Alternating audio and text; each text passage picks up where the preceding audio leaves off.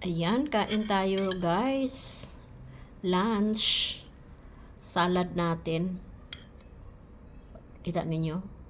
Mayroong ampalaya, sibuyas, kamatis, at talbos ng kamote. At nilagyan natin ng sabaw ng bagoong isda. Ayan.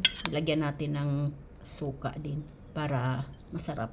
At mayroon tayong tinapa.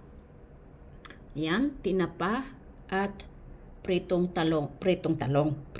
kamatis. Ayan.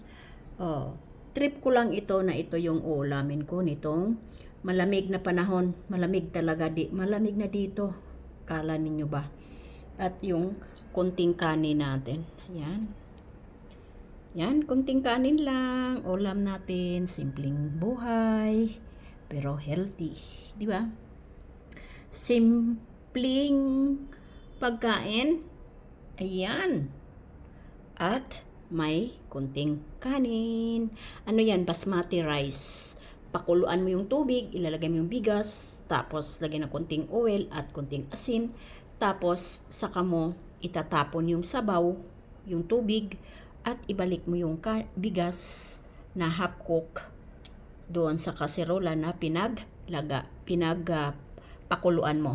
Kaya yan ang kanin natin.